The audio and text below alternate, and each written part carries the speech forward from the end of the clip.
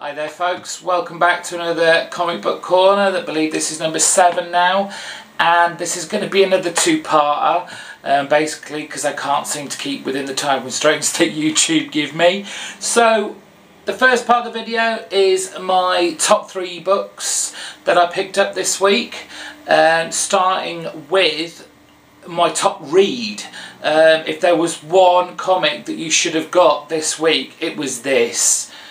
And yes, this is Birds of Prey number 4. Gail Simone, what can I say about you? You have written such a tight, emotionally charged, energetic, engrossing read. I mean, basically, this is a tale of survival, and it's the big reveal issue for this last part of the current story arc. 3 parts. First part, we have Black Canary and the White Canary kicking down, and the big reveal. Everyone thought that White Canary was going to be Sin. I believe that was her daughter, but no, this is basically the unwanted child of someone over in Japan, because basically women, females, not necessary to him. He only wants sons. It brings disgrace to his family, but there is some entity out there that wanted this particular daughter to survive and she is connected in some way to these 12 brothers in silk. I only know that because Gail Simone, great storyteller, she lets us know. She knows that not everyone that's reading this knows everything that's gone in the past with these characters. So she throws that in there, and that's just those nice little tidbits for people like me who aren't up to date with every single thing that a character has done. Just shows what a great storyteller Gail is. So yes, we have the whole fight scene with Black Canary and White Canary taunting each other, beating the hell out of each other basically, and finally Black Canary, spoiler, Black Canary wins and is about to take White Canary in, and she asks if she was responsible for the whole Reykjavik incident where what she's being framed for killing somebody, but White Canary lets it know that it was actually Shiva, and there seems to be the promise of some sort of team up between the two for maybe upcoming episodes. The other story that's ongoing that has got just as much relevance is Oracle. She's been kidnapped by Savant and Kriate, and they've taken her to this dam and are about to throw her off and kill her because they blame her for the torture that they've been through trying to find out all Oracle's secrets. And Oracle's basically talking to save her life, which she, in a roundabout way, I guess she does. And it's Savant who decides, well, no, this isn't what I've really brought you here for. I'm here to kill myself. I can't live with myself anymore. And so the tables are kind of turned in that Oracle has now got to talk him out of killing himself. And fortunately, that works out quite well. The third part of the story, and again equally as important, but for me for different reasons, we have the whole Huntress, Lady Blackhawk, Hawk and Dove escaping with the Penguin. Hawk's already been attacked and is already dying. Penguin has a good old stab at Lady Blackhawk, so she's down as well. The best thing I liked about this, and this is what has confused me with this title, given that it has the whole Brightest Day banner at the top, because up till this very moment I've never understood why it's there, and there's a lovely, you know, segue with Hawk, who thinks he's going to die. So he's saying to Dove, you know, I'm going to die, cremate me, spread my ashes so I can't come back again. It's not right. Now, the best thing about that is, if you've read the latest Brightest Day book, he's meant to be there to catch the boomerang that Captain Boomerang throws at Dove. Now, if he's dead here, well, that doesn't look good for either Dove. Great for Captain Boomerang, given that if he accomplishes that mission, he will be properly resurrected again by the White Lantern. So there are so many layers to this book. The artwork is just fantastic. I love it. It's detailed, it's crisp, it's clean. I'm never taken out of it by any jarring images. Pick this up, or I don't know why you bother. Second on my list of great comics that you should have picked up this week is Daredevil 509, another current tie-in with the Shadowland event that's going on. This takes place, funnily enough, just before what happens in Shadowland 2, the main event series.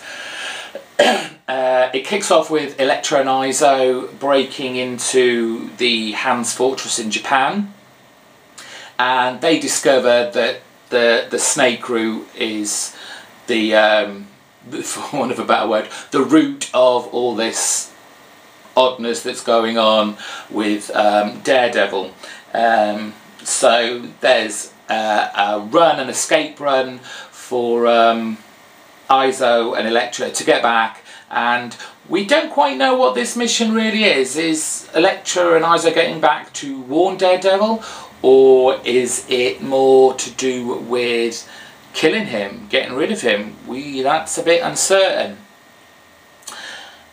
On the other side of the story, we get back in with Foggy and Dakota, and they're up against a bunch of ninjas. Now, I would have already said that was a done deal. They're dead. But no, I mean, the fact that Foggy's unconscious, lying on the floor, but Dakota gives it all she can. She pops a few off with a gun. You know, I thought ninjas could, you know, dodge bullets and all that, but clearly not. Dakota gets a few bullets in and gets rid of one, and then of course Iron Fist and Luke Cage, cover boys, turn up and dispatch the rest of the ninjas and saves the day. They have a big discussion, and that kind of ends where, yes, we're going to go and see Daredevil and talk some sense into him, because we know that's going to go well, because we've already read Shadowland 2. Now, in all this, you're thinking, where the hell's Daredevil? Well, he's had a visitor from Typhoid Mary, who proclaims to be rehabilitated due to Norman Osborn and his Hammer team and the whole Dark Initiative. Obviously, Daredevil's a little sceptical, and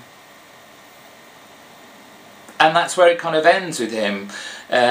He then runs off because he's going to meet the whole ensemble that you've met in Shadowland 2, where they're all coming to talk him out of being stupid, basically. The great thing about this is you get hints at Daredevil and why he's actually doing this. Is he being controlled by something, or do certain actions he's doing complete the prophecy, i.e. killing Bullseye? He did that, apparently, if you believe the Snake Root clan, of his own accord, and that helped fulfill more of the prophecy of him becoming whatever he's going to become at the end of this.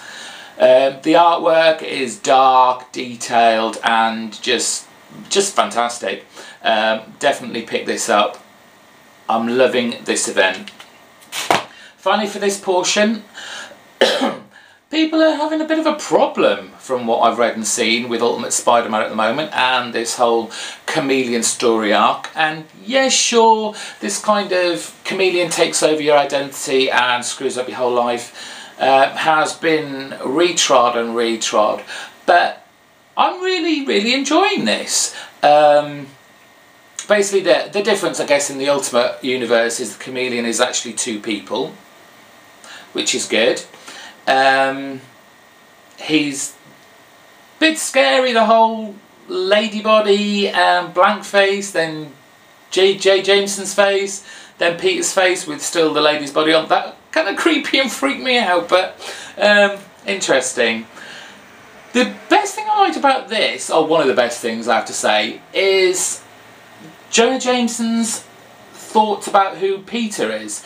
It's not implicitly said that he thinks Peter Parker is Spider-Man. Sure, Peter keeps jumping in telling him, "Stop, don't say it, don't say it." But we don't actually know what he's going to say. Now, I've got a feeling it's either going to go one way or the other. JJ's wrong. He thinks Peter's someone else.